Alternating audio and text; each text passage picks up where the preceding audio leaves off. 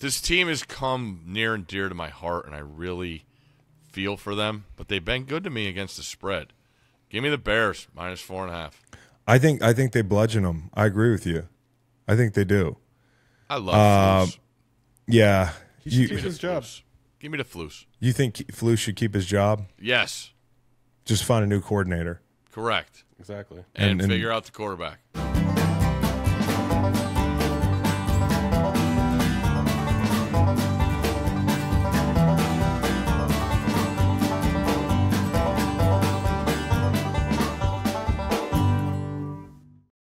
Steve, so do you like land from Seattle at what, 7 in the morning? We left Seattle Tuesday morning at 7 a.m. and landed at 2:10 Eastern. Unbelievable. Yeah, he's fresh off the plane. And right here for you. Dude, all right, you're the man. All right, but my question is this, and I have the answer in my head, but I want to hear what you think because I did not know you had never been to that stadium. Is it the toughest home field advantage in football? Yes, because those fans don't care about any circumstances, whether it's the weather. There's a lot of things here, Chris, that I'd love to get your take because being on the sidelines. First off, I'm going out there because I've only known Husky Stadium and playing in that, and then being at games at that. It's everybody knows the picturesque view and the sailgating, but the loudness of that deal is something that just it drove me crazy playing there because it never stopped. And I think Husky Stadium's different because it starts when you play UW, you stay in like Bellevue, and there's this one bridge from Bellevue over to Seattle, and it's super low on the water. And as you're driving over, you get police escort. They clear the bridge, and you're just going. The bus is going, and all that is in your view is freaking Husky Stadium. And it's up on a perch off the water, off the boathouse. So you're looking at this thing, and you're like, how freaking big is this? Because you're low on the water. And then you obviously all you heard about was the noise, and you practice with noise, and good God, that thing lives up to the hype every time. Lumen, I'm texting all my Seattle guys, got a bunch of guys that live up there, played ball with guys that live up there. I'm like, all right, what's better? And they're like, they're both great. I'm like, no. I was like, something's got to be better. Tap out.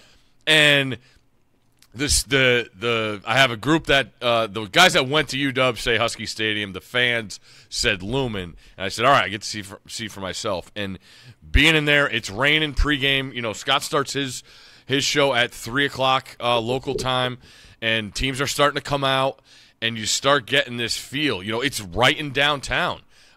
People love that they could walk there. The travel situation. I mean, in Seattle, you take ferries to the games. Right. That's how many people are on islands and stuff. So I think I was thinking about this, the idea of losing the Sonics and the angst there, and then with the rise of the Seahawks, there is a serious, serious passion there with their fans. And they played. Your dad played in the Kingdom, and I'm sure he has stories about that, good and bad. But Lumen Field, man, because those fans do not care about if it's going to rain, if it's going to be cold, who are we playing, what's our record, all that is factored in there. And Scott and I were talking on the sidelines last night. He said, when Smith and Jigba catches that ball, it's a shock. It's an absolute shock. Like, holy shit, they did it. But then when they confirmed the interception, that's when I thought it was loudest because it's, oh, shit, we won. Like, this is game, And it was just really, really cool. And for us, Scott and I, being the show that we do in D.C., most of the time midnight Eastern, it's only 9 o'clock out west. So our so many of our fans and watchers and viewers are out there, and they were just ecstatic to have Scott out there doing the show with the guys. It was really, really cool, and it lived up to anything. It was Scott's first time in Seattle, so it was period? awesome. Yeah, he said he did a tournament with Tiger way back, but he's never been to an event there or spent any time there. And I did the math. We were there 19 hours, and it was freaking awesome. And it's a tribute to those people in that fan base. I talked about this in the Open a little bit, but like when I played in St. Louis and we went up there early, maybe my first year, I mean, we went up every year, and it was such an eye-opening experience to me because it was my first experience on the road early in that year and being like, oh, this is what the NFL's like. Yeah. Because in St. Louis, I mean, we were a bad team, and Edward Jones Dome, admittedly, even if you're a Rams fan from that era, it just doesn't measure up to what they have there. I mean, like from the high shot of the stadium to the cityscape it's one of the most gorgeous stadiums, and the fans are insane. Yes. And they love their players, and it's perpetually raining there. I think every year but my first year, we played there New Year's, and they always put us like week 17, and it was always with the playoffs on the line. And I've told these stories about, the Beastquake game. That was preceded by us losing to Seattle and Charlie Whitehurst. And, where else does this kind of magic happen? Drew Lock to JSN. It's like there's something – you think back to all the things that have happened in that stadium. Beastquake, that play, so many in between. You talk about – and that didn't happen. Mary, Aaron Rodgers blowing a lead. Rodgers blowing the lead, the onside kick. It felt like when I played, I was so jealous of them because they had this horseshoe up their ass, but they were really good. It was like things fell their way all the time in that stadium. But when I went up there, I was jealous. I mean, like, of the football situation that they have in that city. And I've been watching Pete Carroll chewing gum up and down that sideline my entire career. And at every turn, as bad as the timeouts were last night, I mean, it was one of the worst timeouts I've ever seen called. You weren't watching the broadcast, but when he called that timeout and then Nick was able to actually review the play, they come back out of commercial and they're playing, like, high energy jazz somehow over. It was like intro music, and it stayed on during the reading of the overturned call, and it was like, this is the worst timeout that was ever called. and so many of Pete's decisions are questionable, but he gets these guys to believe, which is an immeasurable thing, and especially in that stadium. That's exactly the conversation Scott and I had on the flight home, was to see it forever, because I knew people that were in and around New England when he was there, and there was a lot of positivity. Like, they loved him, and it's just a tough place. And then you factor in all that happened, whatever, he's done there. But there's people that thought his thing would work better in college, and you saw what he did at SC. Yeah. The best of the best. I mean, Reggie Bush is that era is the most want to watch team in my lifetime. And then the question is, can he do it at the pro level? He didn't succeed. He didn't get a fair shake in New England. But the idea, and Chris, you're in that locker room, and the idea, and they're on the cusp, right? What are they, 7-7 now? And it feels like they're always there. Last year, awesome year. No expectations. Geno, year of his life. And that's the Pete Carroll thing. But to extend that, and have guys that are, people want to talk about the money they're making, whatever you want. They're professionals. But to be able to constantly motivate them to just stay in the fight. Stay in the fight. Just keep next play. I know it's all the cliches, but there's something in there that's built, from him, that his teams are going to be there. And, he's had horrible. I mean, that Super Bowl loss is an all-timer. All-timer.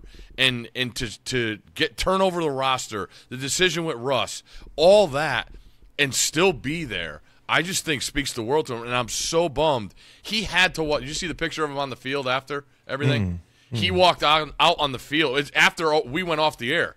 We went off the air at 9:45 local, and then Scott and I get back to the hotel, and somebody had a picture of Pete. He's on the field. He's got his hat backwards, his Air Monarchs on, and he's just like, he didn't want to leave the stadium. I'm like, if he ever walked out in the last minute we were going off the air, Scott and him would have talked on the air. We would have extended our show. They would have talked 20 minutes easily because of what he is. Scott's first time. Like, I was just going through the questions. It would have been incredible. But yeah, it's a really cool reflection of him with his teams. And then, saw your boy Michael Bennett there last night. You saw Mike. What was he? He was on the sideline. He was decked out. All of them. Cliff, I think they had some kind of reunion. Oh, there was Cliff was there. All the guys. Sherm was there. So they were. I mean, and then Pete brings those guys out there in pregame, like they're hooting and hollering. You know, their pregame routine. They're out in the field with those guys, and it's cool. It's like a college feel almost that those guys. So many of those guys come back. And it was just really, like I said, lived up to everything. There's not a lot of things that we get to, especially doing this Monday night gig. We've had an unbelievable run of underdogs winning, and the games have been tremendous. Like every time we're out there, 2-minute warning, Scott does his thing. The game's on the line. Yeah. And, it's just been incredible, and it's a tribute to Pete and those guys. I mean, those guys lining up, and, you know, they had to have a little excitement, that game getting flexed, and you got the Eagles coming in. You got everything you want.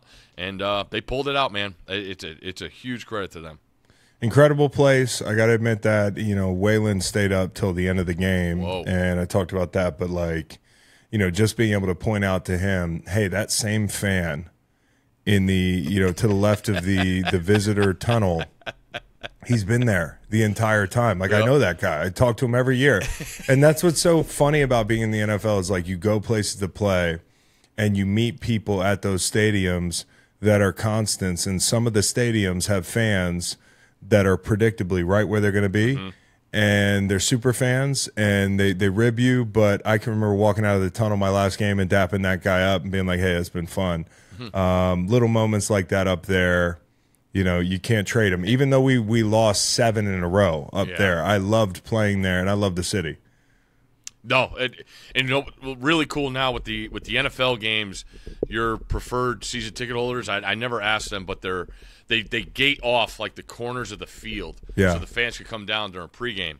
And you know, the first night we're there, Jets, Aaron Rodgers, it's mobbed. Like, there's no standing room at all. The Giants do a good job with theirs. We go to the Chargers game, no one even wants to go down there. It's just amazing. And last night, it's pouring rain before the game, and those people are out there. They don't care. No, and the fans, and it really hit me finally, and that's the advantage. That is, because think about it, I mean, you're going to play in Seattle. Oh, what's the weather? Just expect rain. It's going to be miserable. And actually, Michael Bennett said he's looking up in the sky. I'm talking to him. He's like, man, this is perfect. Right? This is perfect conditions. He's like, slippery. They can't hold me. And he's just going through all the advantages. And I'm like, man, it's real. It really is. And I will say this. I mean, I played at Arrowhead. I played in New Orleans. I think those two places are really loud. I think there are great NFL stadiums that I'm not even going to name. But that place – when it comes to being on the road, the noise level, the acoustics of that stadium, it's second to none, and they are crazy. So shout out to the Seahawks fans. Even though this is kind of an Eagles podcast, you guys really earned that one. I was just going to say one quick thing. I was at Eagles-Chiefs this year at Arrowhead. Yeah. I was at Eagles-Seattle last night. The Eagles fans are there, man. They're there. They are everywhere. They're everywhere. They represented big time last night, and it was I won't say it was great, but it was different hearing the Eagles spelling lesson after the game and the win in Chiefs at Arrowhead and not having to hear it in the whole postgame. Yeah. That gets a little old for a non-Eagles fan, but shout out to them. They were tremendous and showed out for sure. All right, so the next question. We brought this guy up, and you framed it as Herbert or Lawrence. I mean, I'm going Herbert, but yep, me too. And I also, dude, I gave this answer on Kevin Clark's show yesterday. He asked me, what's the one thing that you wish fans knew that they don't and they constantly miss? And I think in general, it's not a cop-out, but it really fits when you're talking about quarterbacks more than any position is context. You know, like judging these quarterbacks with context, whether it's, you know, looking at everything that Herbert's had to deal with this year, or, hey, when you look at C.J. Stroud in the rain with a ton of guys down up front, which he's had all year, but now the guys outside are down, he looks different. And I think he's that dude. But it just goes to show you how much context affects, how you evaluate a quarterback. And you should look at Carolina the same way with Bryce and so on and so forth. Jalen Hurts is a perfect example. I talked about this in the open. Last year, you couldn't say a bad word about him. But this year, they want to run him out of town after a game like last night. So when you think you know who a guy is, just take a beat and consider the context in which that player's playing. schematically and with the people around him. And so I would caution people writing Justin Fields off. But Trevor lawrence, there is not, when I look at that offense, there's nothing that tells me he shouldn't be better. Like, there's no like, oh, they don't have enough guys outside, or the protection's terrible. I know they have injuries. Etienne's a good player. You've got a good play caller who's done it on the highest level. Why isn't he better?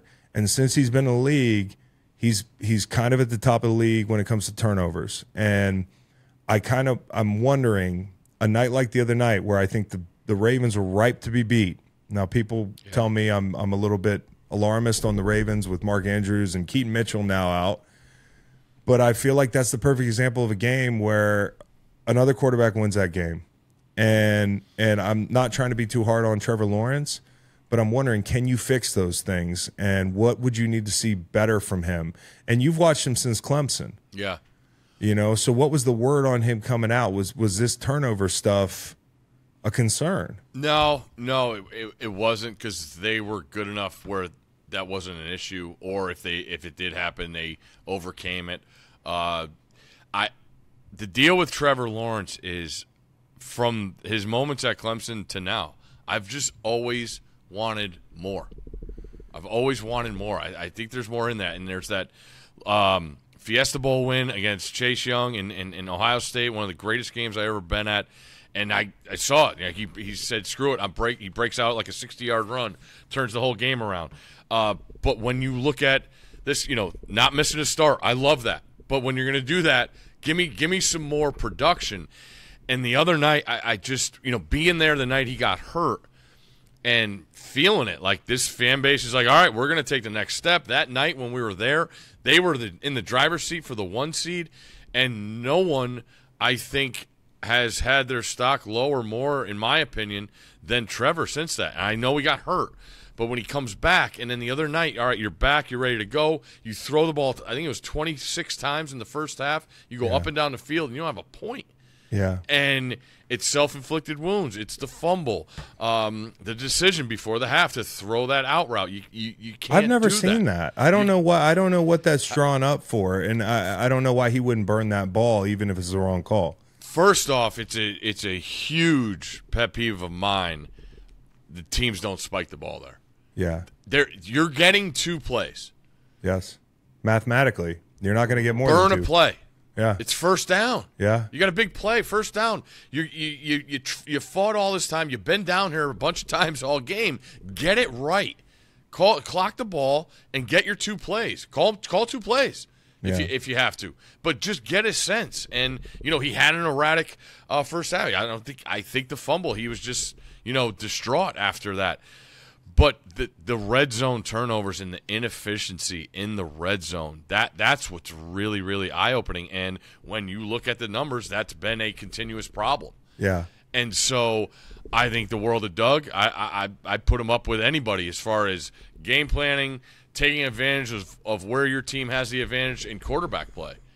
And, I mean, you saw it on the other side, winning the Super Bowl, what he did with a situation like that this is more advantageous than that. They got the pieces. Ridley, watching him in pregame, I don't know if there's a better route runner out there, what he brings to the table. I know they lost Kirk, but you got Etienne as a running back. The tight ends aren't great, but they still are.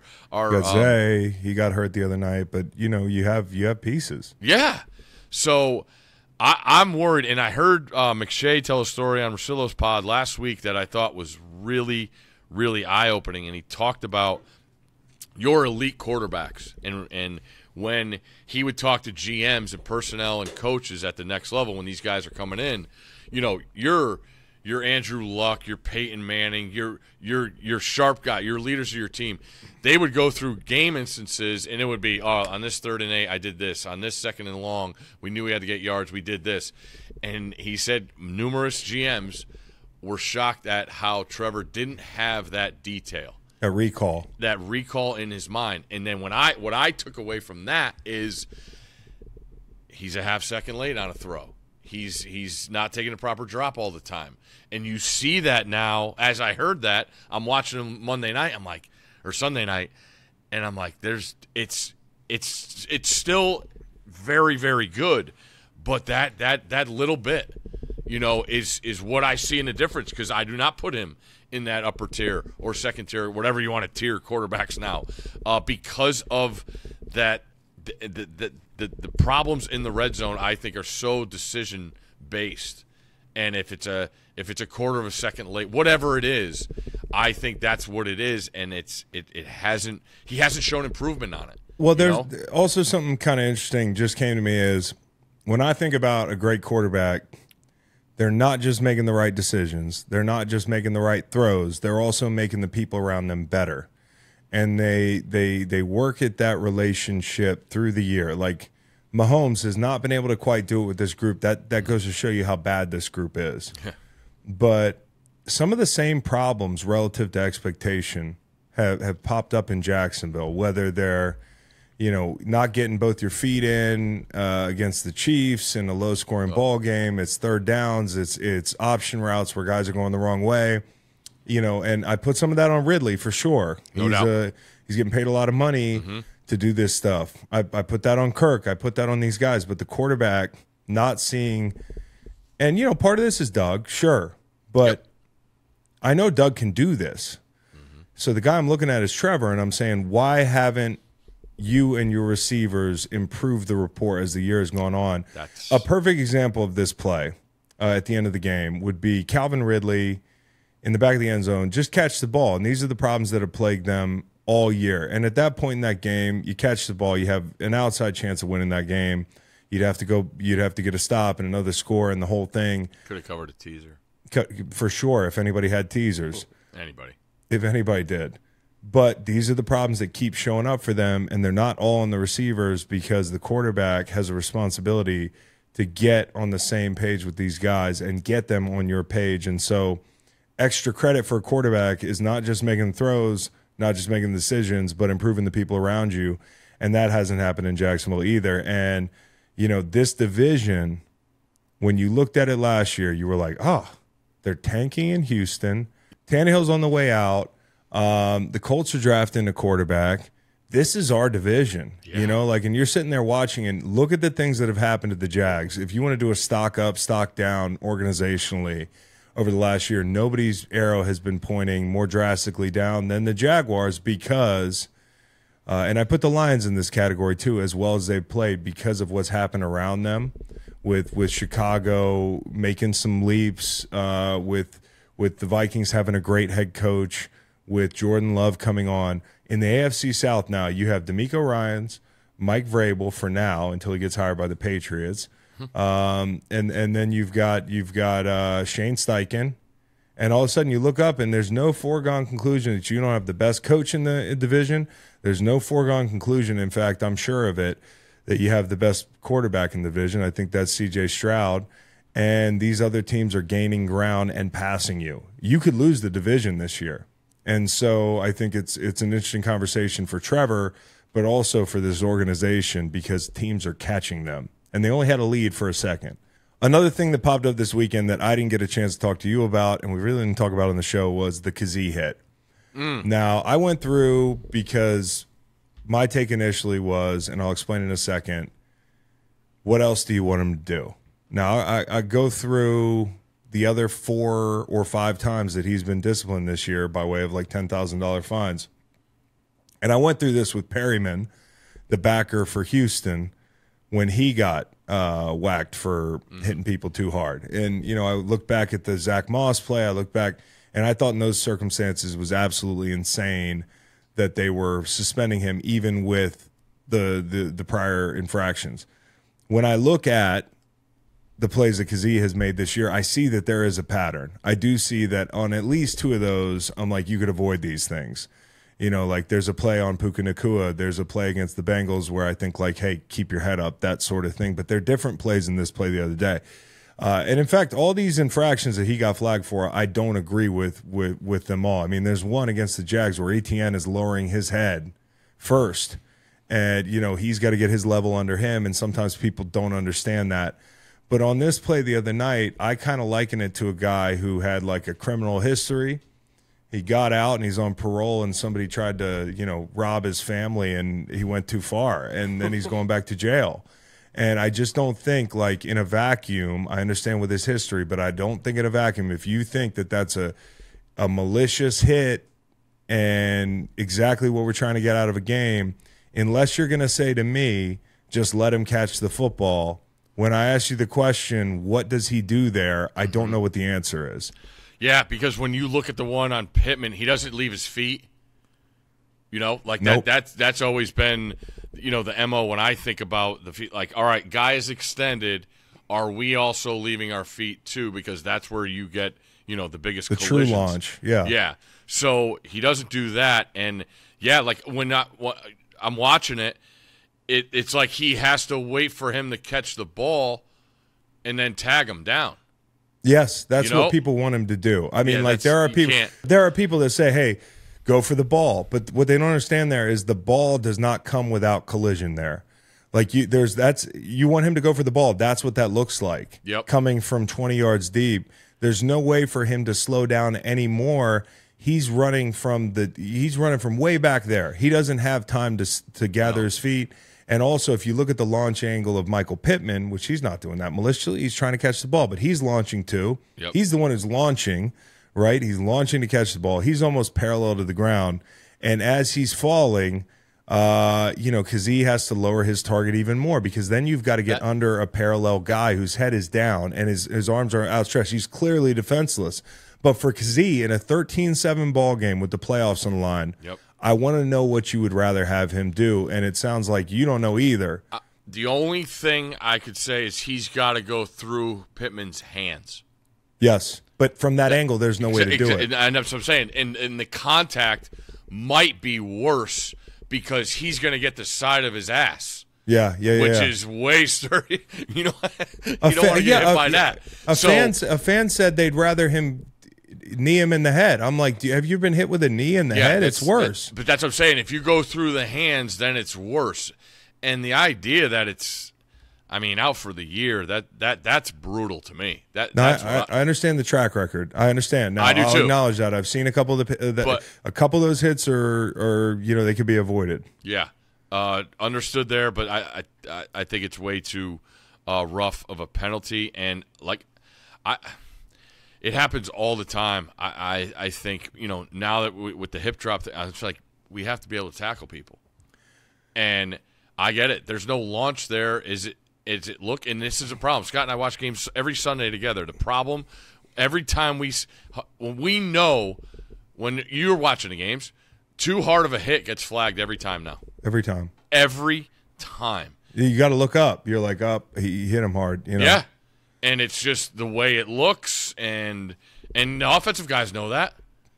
Here's my thing, too, is, because people are going to be in the comments here of this video, and they're going to say, he should go for the ball, he should do this, he should do that. If you're leaving a comment, please leave a detailed explanation describing, because that's what I'm asking for, the process with which he would go for the ball and not do what he did, because – I think if you think about going for the ball, running 15, 20 miles an hour, the ball's in front of his face.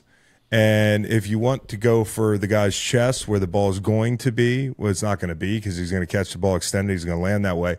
But if you want to go for the chest, there's no way to get to the chest without hitting him in the head, because he's parallel to the ground. And I will say this, he didn't lead with his helmet. I've heard some people saying he led with his helmet. He, at the very last second, changes his launch angle ever so slightly to try to get the side of his shoulder on that guy. Now, you can say it's malicious, you can say you want it out of the game, and I would say, hey, I'd like to see it out of the game too.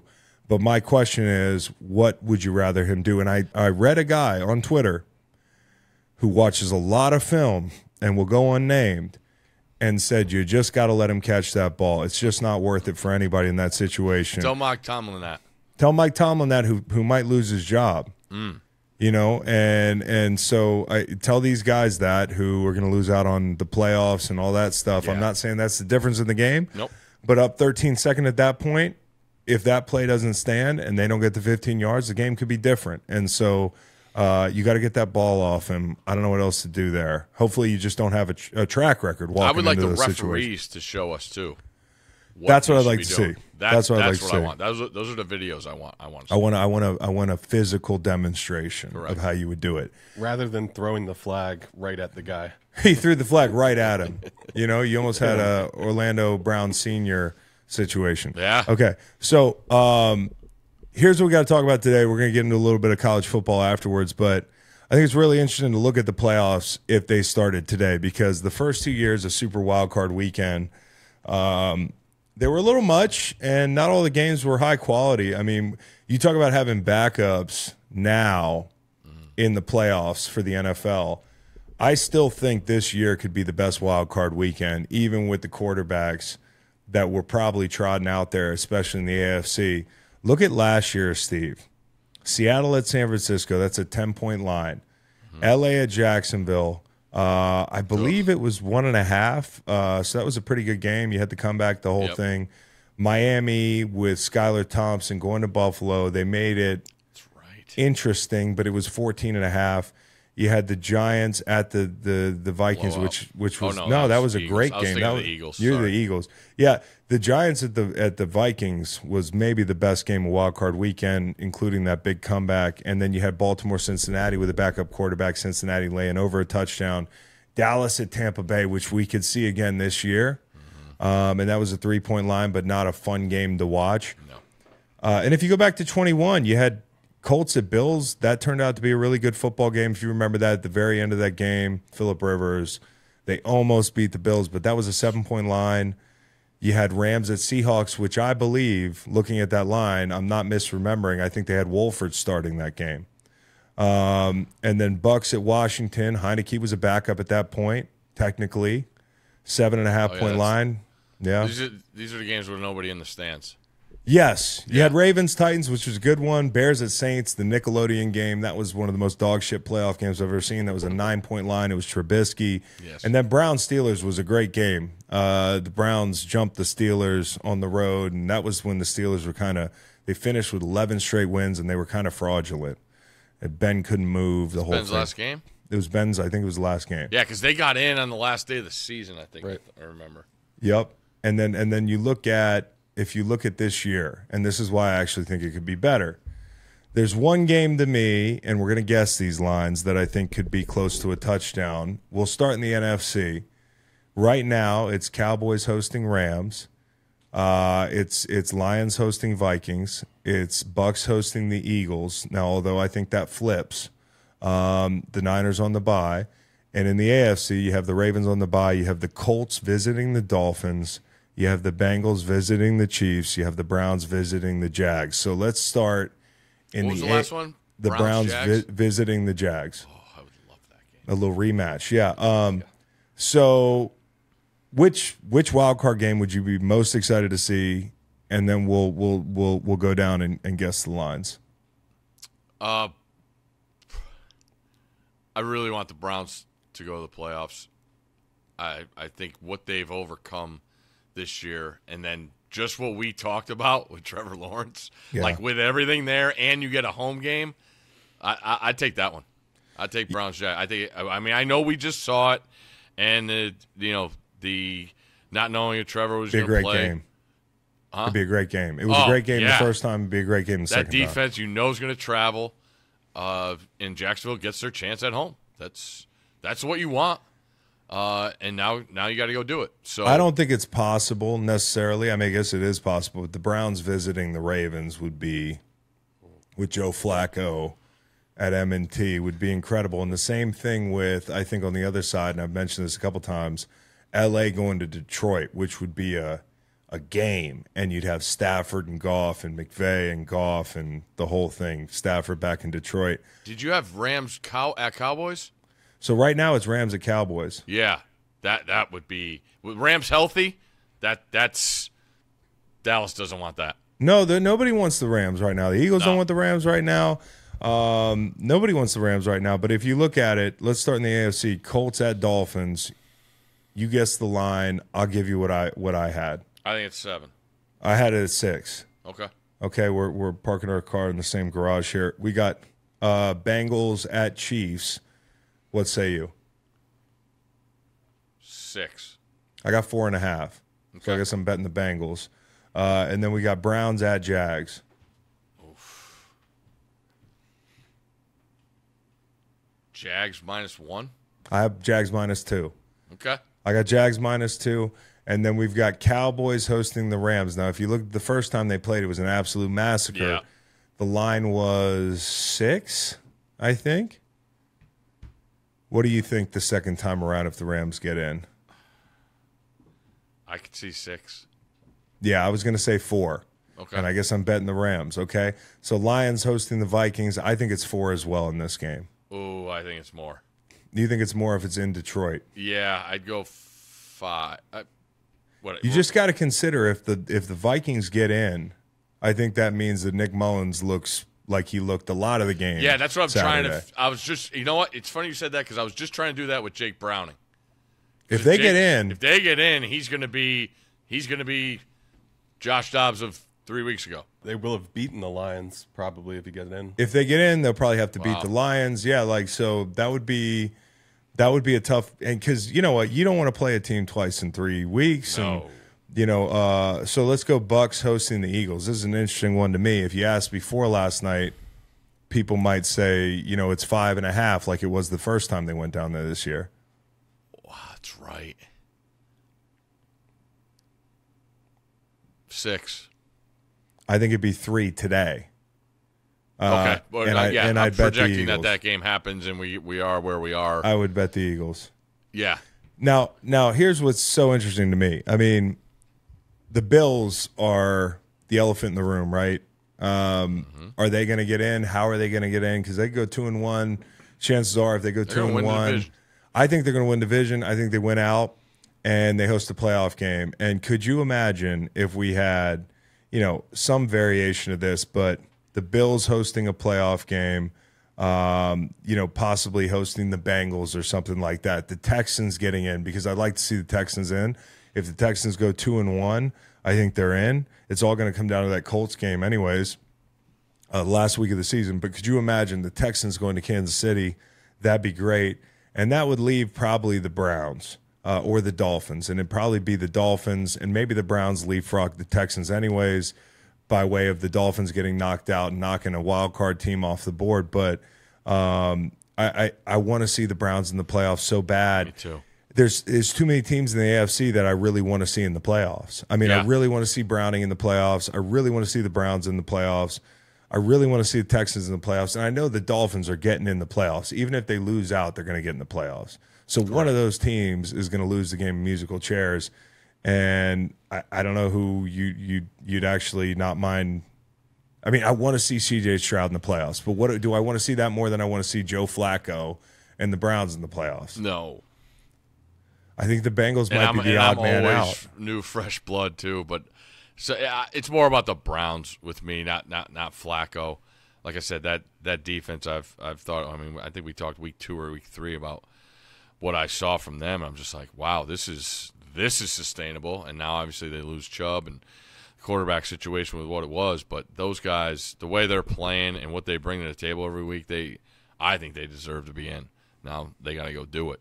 I feel like Houston's a little too fast. Yeah, you think it's too fast? I think it's too fast. And they stole that one last weekend. If they were at full strength, I honestly think if they were at full strength, they had Tank Dell. I think they could win a playoff game in the playoffs, at least one. I think CJ is that good, and I like this team enough, but the injuries they've had, they're going to be tough. Now, a little preview into the locks, which are coming up next. I like their chances this weekend. So do I. Good to know. I do. While we're on this, I'm just thinking about who's the first team that would go to San Francisco. As of right now, Matt, who would go to San Fran? It'd be the if worst all the winner. favorites won. If all the favorites won, it would be Philly. It would be Philly. Wow. Yeah, but it would be Dallas because Philly's going to win out. If Philly and Dallas both go 3-0, Philly's going to win out. Listen, I couldn't give them out because I don't give out other teams when the Eagles play. Like if you'll notice when the San Francisco 49ers played the Eagles, if you asked in this building, I was like, yeah, San Francisco. And when on the show, I just didn't pick it. I was like, I'm not prepared to pick this game. Got it. And Dallas, a little bit of a hedge for me, but last night was a game I didn't feel great about for the Eagles. And the next couple, I feel like they can win those, even with the problems they have. And if it stays the way it stays, the Eagles are going to take the NFC East, as I understand it. So, you know, it might be Dallas going to San Francisco, you know, and it might be the Eagles headed to Detroit or vice versa. And they're going to have to go to Tampa the week before, or whoever the NFC South is. Yeah, so pretty interesting. A lot riding on that thing, because I said this on the show the other day. The reason that Bucs win's so important is, you know, if you want anybody to win the division from the NFC South and you're one of the Cowboys and the Eagles, you probably, the last team you want to win the division would be the Bucs. Because those guys have been there. Quarterback hasn't, but he's been around, and Canales doing a good job, and they got the run game going. The Saints, tough place to play, but I just don't know who they are. And the Falcons, you'd love it if they won the NFC South. Oh. They can't get out of their own way. No doubt. Hey, I would say this again. Can you believe Arthur Smith, man? Like, here's my problem, and it's encapsulated perfectly in this sequence. Bijan Robinson, your best chance to win that game, and any game you play in, he fumbles. It's a bad fumble. You yank him. You can't really run the ball on the few possessions you have left. It leads to a 2nd and long, and that's where Ritter goes hero ball in the red zone, where all you need to do is be a game manager. The irony for me is you took Bijan Robinson out of the game because he's not taking care of the football, and the guy that you've defended all year long, even giving Heineke the hook when you put him in, is Desmond Ritter. And Desmond Ritter is a turnover machine, and he's cost you multiple games by not taking care of the football, but you take the best player on the offense out, you know, and earlier in the game, at 3rd and 7, at midfielder in plus territory, it's a 7-3 game, and they go under center and hand the ball to Bijan Robinson because you don't trust your quarterback. So I don't know what the fuck they're doing down there. Yeah, and now I just saw that Heineke's coming back. I like that. Yeah, I like that. I think you have to. You talked about the confidence thing, like that's basically right there. The aftermath of it, you know. Speaking of confidence, I'm not that confident in my locks. We're all winners so far this year, 22, 21, and 2, bringing up the rear here. I had a bad weekend. Macon 25 and 20, and Steve 25, 19, and 1. I got a little ground to make up with I can't remember if we do these things through the playoffs usually. Weren't we doing these, or no? We should just do one. Ooh.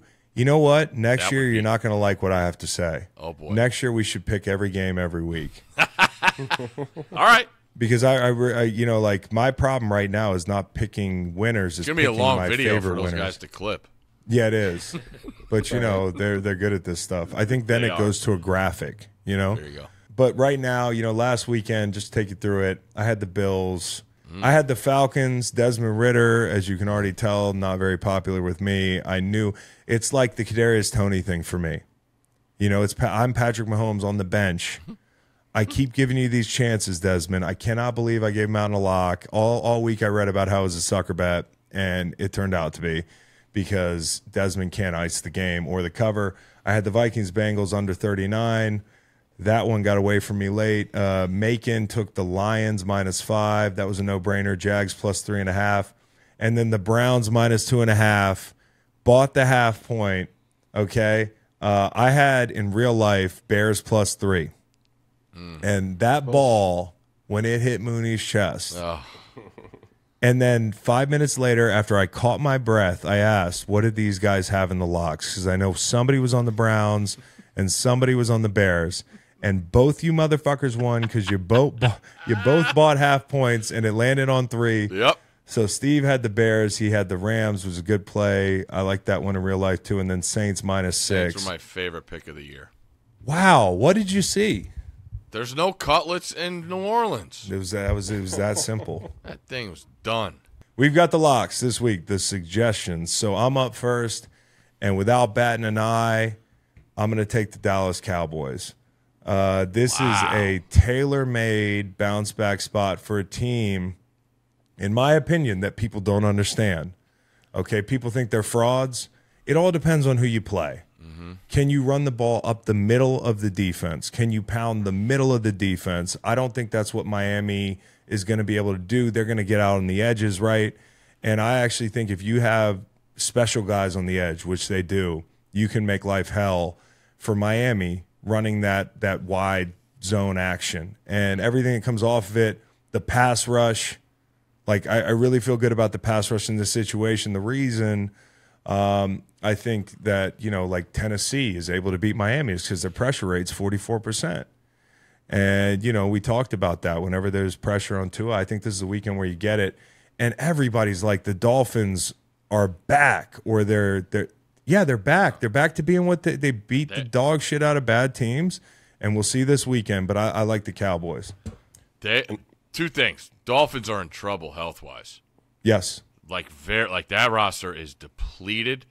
And please, Dolphins, wear the white uniform so the Cowboys have to wear the navy blue. Please. Oh, yeah. But right now it's solid. This thing opened, I think it opened with the Cowboys favored by 1. Now they're at 1.5. Steve, little friendly advice for me. Would you just wait to bet this until it goes to 3 when Cheetah is announced? Yes. Okay. So don't bet it now. It's not going to go the other way. It's just going to keep going that way. I can't see it going the other way. I guess the only way it goes the other way is if Cheetah's down. Correct. They already got all the Miami money, and it's only going to keep going that way. You're right. And guess what? If they don't play, if Cheetah doesn't play, I bet the Cowboys at -4. That's what I'm saying. I got you.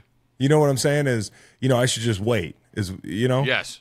Just wait. Okay, I'm going to sit on my hands for a little bit. Steve. Yeah. I am Macon's proxy. You're Macon's proxy, Matt, because Macon's got a stomach bug, like half the city. Yeah. Again. Yeah. Macon takes Rams -4. It's a great play. I'm already on the Rams in real life. I love that. I hate the fact that I got to root for Macon's lock, but yeah, here we go Thursday night. He's trying to get out ahead. Because, Steve, I had the over last night. I had it for a week. As soon as I heard Slate was down, I thought I beat the books to it. And I thought I had, trick-dicked the books, but the books had trick-dicked me, and that number went from 47 down to 45, and with good reason. Just on principle, give me the under in Commanders Jets. I think you might get hurt there, Steve. It happens. Okay. I have to take that. Okay. Under 37.5. Okay, I'm up. I like the Texans. I like the Texans. Yeah, you should have picked them first. Damn it. You're like Trevor Lawrence right now. You're not remembering 5 minutes ago in the game. Nope. Macon's going to be mad too. Well, fuck Macon. I like the Texans. I love the Texans in this spot because C.J. Stroud's going to come back, and the Browns are different on the road. They are different on the road, and I like the Texans here. Oh, you know what? They played there last year, and that was one of Deshaun's first games back. He was awful. That's what I remember. His game back there last year. Yep. I was like, I remember this game. Macon's up. Jaguars +1. That's a good play. I like it. But Trevor Lawrence is in -1 places. Yeah, it was a pick 'em this morning. Then I got +1. Well, right. Trevor's in concussion protocol as of right now, and now I'm in 2 impossible situations because I bought the Jags over 10.5 a few weeks ago. I didn't know they play like this, obviously. Now I got to root for the Jags to win, Macon's lock to hit, and the Rams to win, and Macon's lock to hit. Fuck me running. Okay. This team has come near and dear to my heart, and I really feel for them. But they've been good to me against the spread. Give me the Bears -4.5.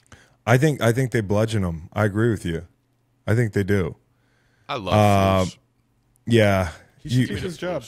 Give me the Flus. You think Flus should keep his job? Yes. Just find a new coordinator. Correct. Exactly. And figure out the quarterback. Yeah, I don't think there's much to figure out there. What are you doing at this juncture? I'm drafting 2 quarterbacks. And then letting them go through training camp, keeping the best one, and trading the other 2. Brilliant. It's actually a great idea. Yeah, I guess, until your second quarterback's like... It's a hell of a training camp. You want... Davis Mills. Sign him up for Hard Knocks. All right, so I guess it's my pick here, and I'm just going to do it, man. I think everybody's going to be on the Ravens. I'm on the Niners. That's a lot of points, but I think they're a class above everybody else, And I think the Ravens, some of the things that I'm worried about with the Ravens are going to come to fruition in this game. I'll take the Niners. What are you getting the Niners? 5.5 right now? Okay, Yeah. that's a funky number. Yeah. They have 6 first-round draft picks in that front group. Crazy. Yeah. That's It's unbelievable. It's unbelievable. All right, Macon's last pick, Chargers plus 11. And that's the sharp play this week. So I Yeah. might bet. Why is that? That's Solid you know points. that's how he picks. He just finds out who's he takes he fades the public. He looks up where the public is and he fades the public and he says, "I have a formula." So why are the Chargers the sharp play this week? because everybody's taking Buffalo. I know. They're just But- going against the public. I know, but why? Like, why did we all agree that we knew everybody would be taking Buffalo, but there's enough people that are willing to look at what Easton Stick did last week? Like, how many points are you assuming they score, I guess, is my question. When you do the math that way, I don't know, 14? Then it's just Josh Allen against the ghost of Brandon Staley, Yeah. which might be better than Brandon Staley. And maybe that's the problem. So Levis got the high ankle. I don't think he's going to be able to go. So that I don't means we think get he's going. Huh? I don't think he's going. Yeah. So we got Tannehill, right? Yeah, I think it's either Tannehill. Got to be Tannehill. Or yeah, I don't or- see Vrabes yeah. putting Malik Willis out there. Maybe situationally. Yeah. How'd that work out last time? Yeah.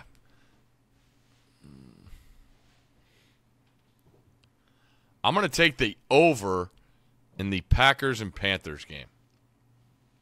Wow. 36.5. Low number. It is a low number. You got Joe Barry out there. Everybody's favorite guy. You know, you never know what happens. And then going through some of these other games to see what we're eyeing up You want your outside. half point? Oh, I'll take my half point. Yeah, fuck yeah, I'll take that somewhere. I'll take Macon's on the Jaguars. Where you want it, Chris? I'm going to take it with the – ooh, that's tough. Either the Texans or the Niners because I'm not worried about the Cowboys catching points. Niners -5. I feel like more games end at 2 True. than 5. So I'll take Texans -2. Put mine on the Bears, please. Gotcha. He said please and everything. Try. All right, so if we're looking at the slate, Browns Interesting Texans. slate. It really is. If you're sitting there watching the 1 p.m.s, how you got your TV set up this week? How many TVs do I have? You got like 4. Okay. One of them's big, the other 3 are small. Okay. The big is Texans Browns. Yeah, that's the big TV for me too. I have to put Commanders Jets on just to see it. I'm not putting it on. Maybe Come I'm on! I'm going Lions Vikings. Yes. Okay, because I got the Vikings under win total, So which is you would rather have miraculously. you would rather have Colts and your Falcons than Commanders Jets. Yes, because honestly, I'm probably going to bet that Colts game. I'm probably going to bet know the what side Falcons you're come gonna this have, weekend. The Falcons, Wow. because Taylor Heineke. I'm a fanboy, and then I'm going to want the Seahawks and Titans on. I just feel like that's a game I want to see.